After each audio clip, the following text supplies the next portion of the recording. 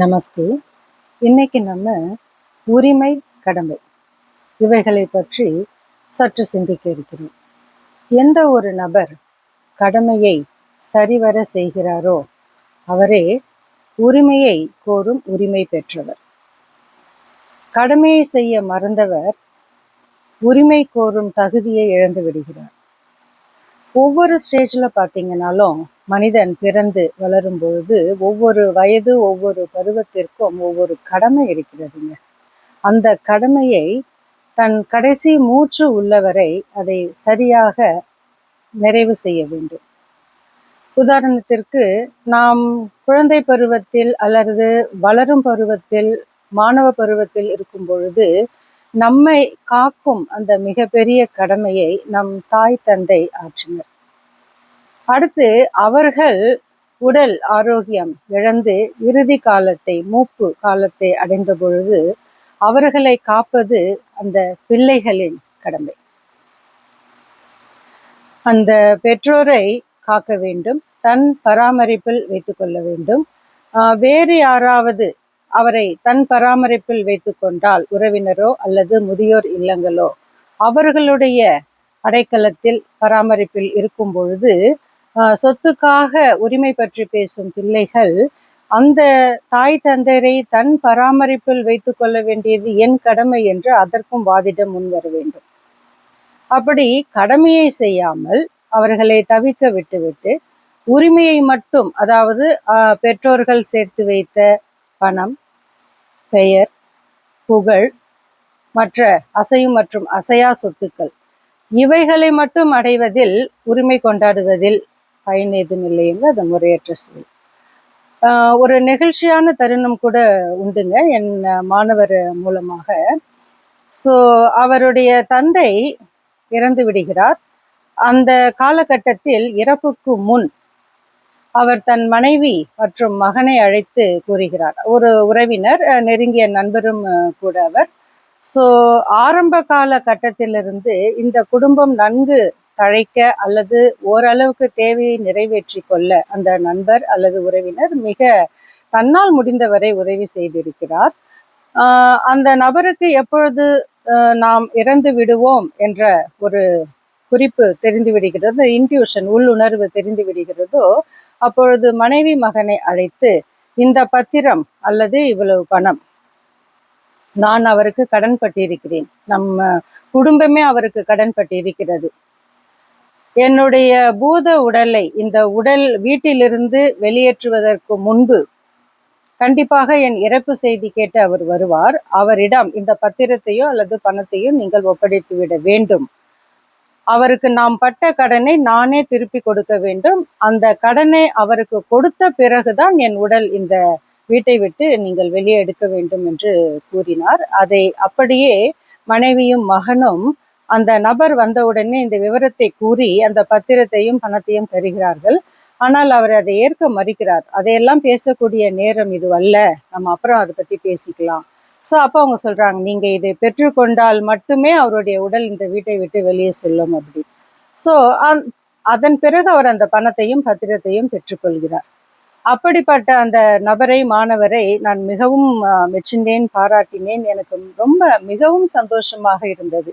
இப்படிப்பட்ட நபர்கள் உலகத்தில் இருப்பதால் தான் இன்னமும் அந்த தாய் தந்தை அப்படிங்கிறது பல முதியோர் நிறுவனங்களை வைத்து வளர்க்கும் அளவிற்கு மனித மாண்பு பெருகி உள்ளது என்று கூறலாம். இப்போ இதையே நம்ம சுவாமி விவேகானந்தர் சொல்லுவாரு, முதலில் கீழ்ப்படிய கட்டுக்குள், கட்டளையிடும் பதவி தானாக சேரும் என்பார். அடுத்தது பகவத்கீதை ஒன்று சொல்லும், எந்த ஒரு மனிதன் கடமையை மட்டும் பலனை எதிர்பார்க்காது செய்கிறானோ அவன் என்னுடைய பிரியமான பக்தனாகிறான் என்று. நம்ம கடமையை செய்யறது மட்டும்தாங்க நம்ம வேலை. நாம் என்ன செயல் செய்தோம், அதற்கு என்ன பலன் கொடுக்க வேண்டும், எப்பொழுது கொடுக்க வேண்டும், எப்படி கொடுக்க வேண்டும் என்பதையெல்லாம் அவர் முடிவு செய்து கொள்வார். ஸோ என் கடன் பணி செய்து கிடப்பதே அப்படிங்கிற அந்த கூற்றுக்கு தகுந்தாற்போல் நம் கடமையை செய்வது மட்டும்தான் நம்மளுடைய முதற் கடமையாக இருக்க வேண்டும்.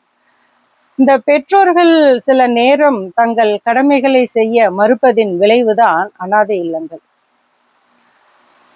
பிள்ளைகள் தங்கள் கடமைகளை செய்ய மறுப்பதின் விளைவுதான் முதியோர் இல்லங்கள். ஸோ நாம் நன்கு அறிந்த விஷயமே. அனாதை இல்லங்கள் அதிகமா அல்லது முதியோர் இல்லங்கள் அதிகமா?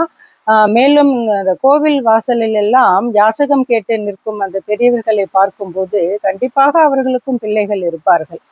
ஸோ இந்த மாதிரி ஒரு சூழ்நிலையை ஏற்படுத்துவது அது எந்த மாதிரியான பின் விளைவுகளை கொண்டு வந்து சேர்க்கும் என்பதை கற்பனை கூட செய்து பார்க்க முடியவில்லை.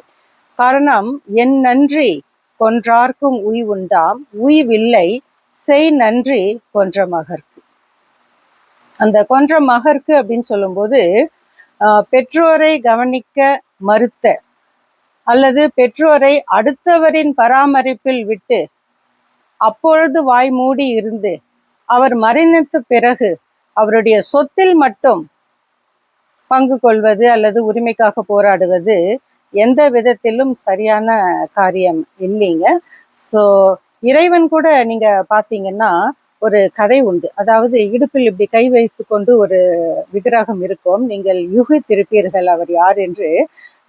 பாண்டுரங்க விட்டலன் என்று பெயர். இந்த சிலைக்கு, இந்த ஒரு அவதாரத்திற்கு பின் ஒரு கதை இருக்கிறதுங்க. ஸோ ஸ்ரவணகுமார் என்ற ஒரு பக்தன், அவர் தாய் தந்தைக்கு அப்படி ஒரு சிறந்த கடமை ஆற்றுவார். அந்த தாய் தந்தையர் இருவருமே நல்ல முதிர்ந்தவர்கள், உடல் ஆரோக்கியமற்றவர்கள். ஸோ அவர்களுக்கு ஒரு குழந்தைக்கு சேவை செய்து போல் செய்ய வேண்டும்.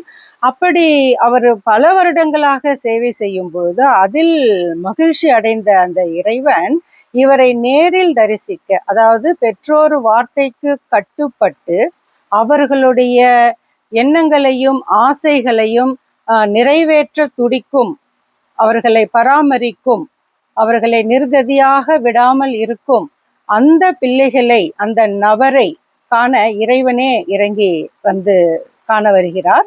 அப்பொழுது இவர் வந்து கேட்கும் பொழுது கதவை தட்டுகிறார். சவணகுமார் வெளியே வந்து பார்க்கிறார். நான் பாரப்பா கடவுள் வந்திருக்கிறேன் என்று கூறுகையில், கொஞ்சம் வெயிட் பண்ணுங்க, நான் என்னுடைய தந்தைக்கு வந்து தாய் தந்தையருக்கு சேவை செய்து கொண்டு இருக்கிறேன், நீங்கள் கொஞ்ச நேரம் காத்திருங்கள் அப்படின்னு சொல்றாரு. அப்போ இறைவன் கேட்கிறார், நான் எப்படியப்பா வெகு நேரம், எவ்வளவு நேரம் ஆகும் என்று தெரியவில்லை, நான் எவ்வளவு நேரம் காத்திருப்பது என்று கேட்க, எனக்கு கடினமாக இருக்குமே என்று கூறும்பொழுது அவர் கூறுகிறார், அங்கு ஒரு கல்லை சுட்டி காட்டி அந்த கல்லின் மீது ஏறி நின்று இடுப்பில் இரண்டு பக்கமும் இப்படி கை வைத்துக்கொள், உனக்கு நிற்பதற்கு ஒரு கிரிப்பு, உனக்கு வசதியாக இருக்கும் என்று அவர் கூற, அவரும் அந்த கல்லின் மீது ஏறி தன் இடுப்பில் கை வைத்து நிற்க, அதுவே பின்னாளில் பாண்டுரங்க சிலையாக அனைவரும் வழிபடும் தலமாக மாறியது என்பது வரலாறு. இது தாய் தந்தையரை மதித்து போற்றும், அவர்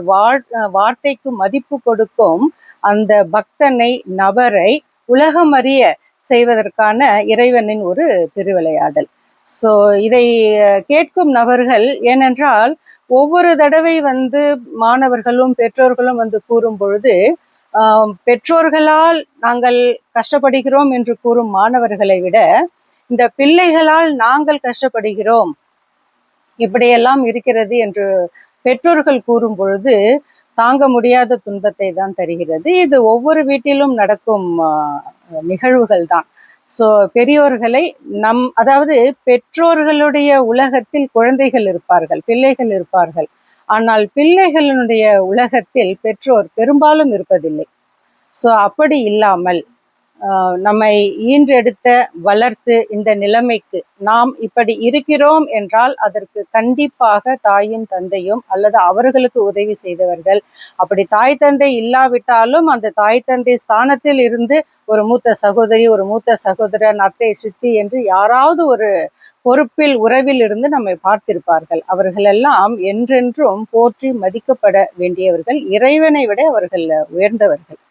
ஸோ இதை காணும் அன்பர்கள் இனிமேலாவது அந்த குறைந்தபட்சம் இந்த நிமிடத்தில் அப்படி யாராவது இருந்தால் தன் தாய் தந்தையரை இனிமேலாவது மதித்து போற்றி அவர்களுடைய மனம் குளிரும்படி நடந்தால் இந்த பிறவிக்கு பயனுண்டு. நன்றி. மீண்டும் அடுத்த சந்திப்பில் சிந்திப்போம்.